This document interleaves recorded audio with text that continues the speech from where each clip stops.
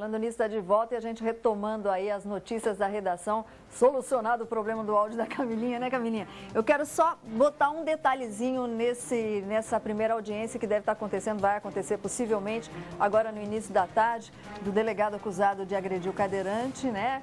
O delegado Damasio e o Anatoly, que também é advogado, né? Parece que a OAB quer uma investigação aí sobre essa ameaça de morte que o Anatoly estaria sendo vítima. E os telefonemas parece que saíram de dentro da delegacia, onde trabalha o delegado, é isso? É isso mesmo, Sol. Dentro da própria delegacia. Ok, então isso vai ser investigado também. Vai ser investigado pela OAB, que já abriu um inquérito para saber o que aconteceu, né? De onde partiu essas ligações. Vamos ver se vai acontecer realmente essa primeira audiência ou não. Camilinha, falta de água?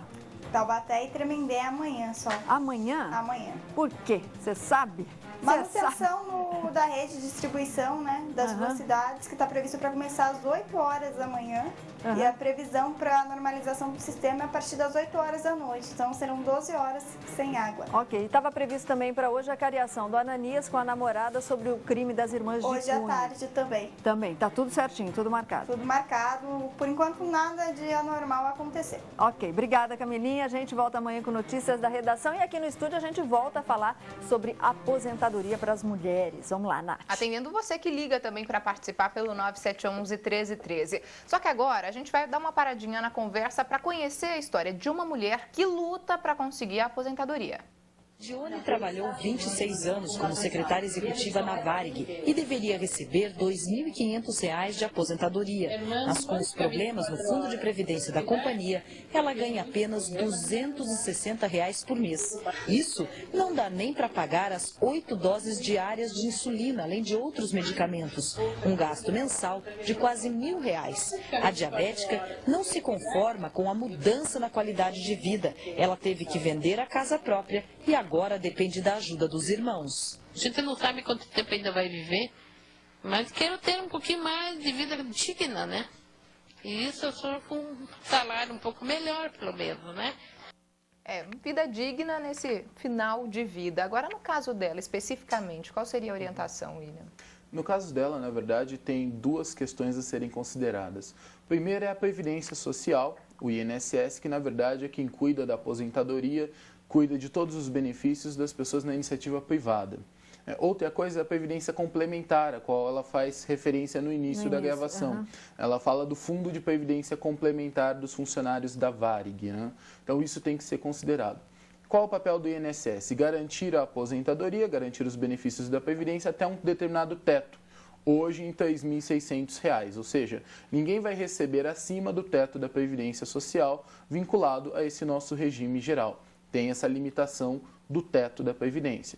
Como é que é calculado esse benefício para uma pessoa? Nós vamos considerar aquilo que ela efetivamente contribuiu pós julho de 1994, pós a mudança do Plano Real. Então, a partir de julho de 94 até hoje, aquilo que foi pago efetivamente, nós vamos tirar uma média dos 80% maiores valores contribuídos e esta média será o salário de benefício do nosso segurado, da nossa segurada. A Previdência Complementar são fundos que as empresas podem constituir juntamente com seus funcionários para suplementar a Previdência Social, para suplementar o valor da aposentadoria, ser realmente um complemento neste valor. Estes fundos de previdência, que são complementares e são fechados dentro das empresas, têm uma fiscalização específica de um órgão do governo chamado PEVIC, que é uma autarquia que fiscaliza esses fundos, e aí eles têm uma atuação para realmente dar um agregado na aposentadoria. Agora, dentro do INSS, vale, no mínimo, a pessoa vai receber o salário mínimo, hoje 545, até o teto de 3.600. Então, agora, sempre vai variar. Doutor William, é muito comum a gente ver o aposentado no Brasil fazendo complemento da aposentadoria que ele pagou para receber no passado, trabalhando fora, trabalhando como porteiro, etc. e tal, porque ele pagou, por exemplo, para receber o teto e não está recebendo nem um terço do teto. Por que isso acontece e como resolver esse problema? Na verdade, tem uma questão econômica de ajustes quando eu penso na Previdência Social e nos seus benefícios. Quando uma pessoa recebe uma aposentadoria, se isso acontecia antes de 1994, quem já vivia, já trabalhava na época, vai lembrar muito bem, o Brasil vivia um período de hiperinflação.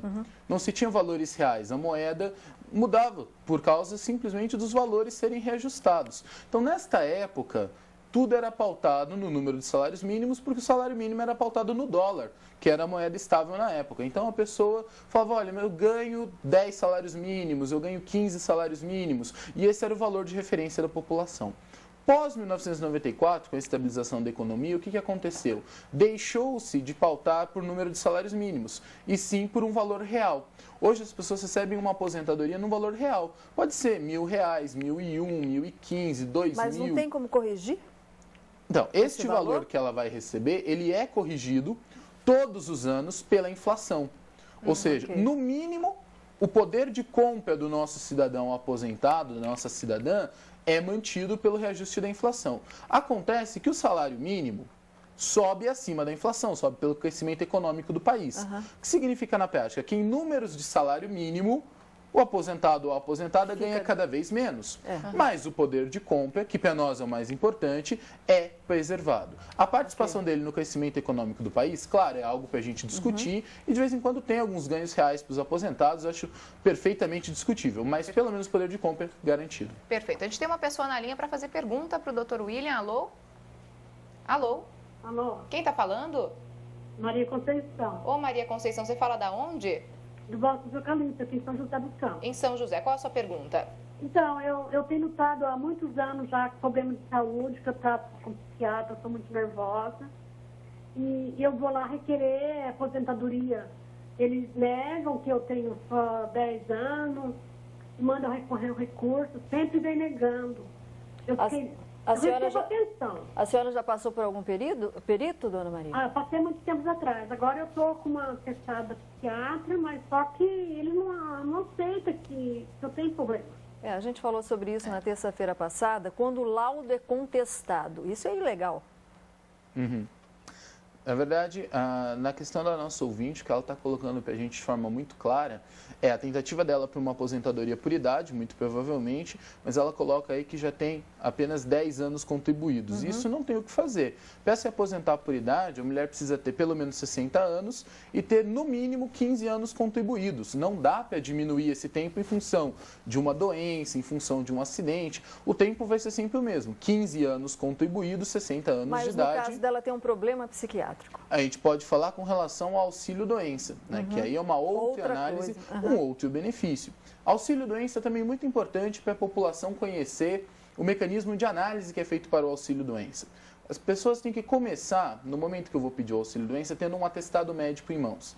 Esse atestado médico pode ser fornecido pelo médico do SUS, pelo médico particular, mas tem que ter um atestado detalhando qual a doença que você possui e qual o tratamento que você está realizando para essa doença. Ela pode partir para uma aposentadoria por invalidez, por exemplo? Até pode. Esse atestado ele tem que estar detalhado para a gente saber qual é a doença. O INSS ele nunca vai discutir com você qual é a doença que você possui. Isso o médico do SUS ou seu médico particular vai dar. A Previdência Social ela vai discutir qual atividade profissional que você exerce, é isso que você tem que passar durante a perícia, e fazer um batimento entre a atividade profissional e a doença que você tem. Disso pode surgir um auxílio-doença, se for uma incapacidade temporária, ou até mesmo uma aposentadoria por invalidez, se a mesma for permanente. Ok, mas não deixa de lutar pelo seu direito, não, porque contestar o laudo do médico para o perito, até porque o perito, muitas vezes, não é perito naquela área, ele não é especialista naquela área, não pode ser contestado, lute pelo seu direito. Tiago está na linha. Alô, Tiago, muito boa tarde. Boa tarde. Tudo bem? Tudo jóia. Está falando de onde, Tiago? Falando de São José mesmo. Pode fazer a sua pergunta. Então, eu queria saber que o pessoal que contribui, funcionário da saúde, se seria de 25 anos o tempo de período para aposentadoria. Você trabalha na área de saúde, é isso? Isso. Ok. Leva em conta a insalubridade nesse caso? Então, essa questão da insalubridade, da análise de períodos especiais para aposentadoria, nada mais é do que eu ter um acréscimo no tempo contribuído. Por quê? A mulher, ela se aposenta, como eu disse, ou 65 anos de idade, 60 anos de idade, com 15 anos contribuídos, aí o homem com 65 anos e 15 contribuídos, ou por tempo de contribuição. Aí a mulher precisa ter 30 anos contribuídos, ou se homem, 35. E os chamados períodos especiais, na verdade, diminuem esse tempo necessário. O objetivo é tirar a pessoa da atividade de risco, da atividade que prejudique a saúde. Até 1998, muitas categorias, entre elas o enfermeiro, o motorista, eram enquadradas automaticamente pelo INSS. Então, dava-se para você poder dizer, olha, trabalhei tanto tempo, logo é o equivalente a ter X anos já contribuídos. Hoje, pós-98, isso é analisado e enquadrado caso a caso. Então, cada profissional, quando for se aposentar, vai pedir ao RH da empresa um documento chamado PPP, Perfil Profissiográfico Previdenciário.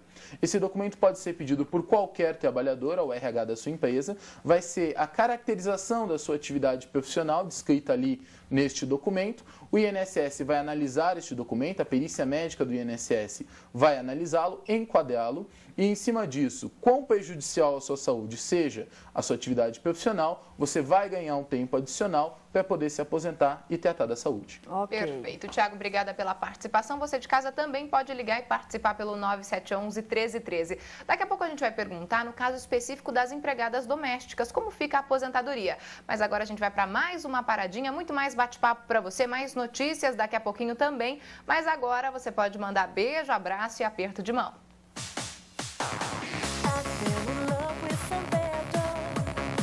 Oi, sou Fernanda, tô aqui para mandar um beijo pro meu amigo Marcos Paulo. Tchau, tchau.